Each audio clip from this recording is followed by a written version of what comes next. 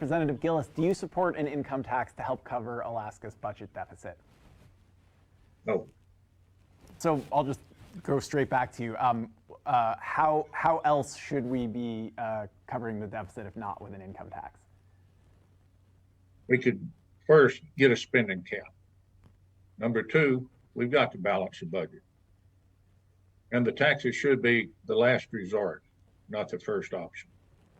So are you saying that you support cuts to government in that case? And if so, can you name some specific programs that you would support cuts to?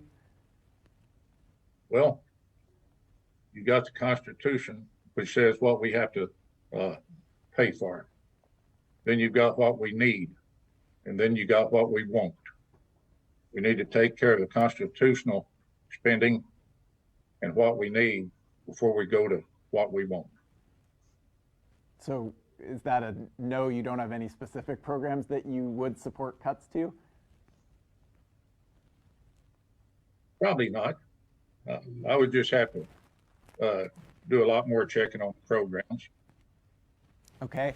Alaska faces a deficit next year of around $1 billion under the status quo and more than $2 billion if we pay a permanent fund dividend under the traditional formula.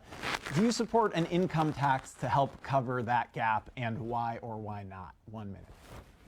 So as I stated before, we have to address the revenue side of the equation. I think folks that say the way that we balance the budget is through cuts, we've seen that attempted. We've watched massive cuts take place over these last few years, and we've seen the pain and devastation that those cuts cause. So, again, we're in tough fiscal times. We need to find cuts where we can, but that's not the solution. That's not how we're going to get through this. We need to address revenues. I think that does involve looking at an income tax, a sales tax, any sort of revenue generating measure that we can find some agreement on. We've got to move forward. I do think that an income tax is quite equitable, and it has the added benefit of taxing those out-of-state workers that come up, work on in our fisheries, work on the North Slope, cost us money through infrastructure and travel, and then take that money home to spend in their own communities. So I do think that there would be some benefits to that measure. But again, one way or another, we've got to balance the budget, and we need to make sure that it's equitable, fair, and that it minimizes the impact on Alaskans.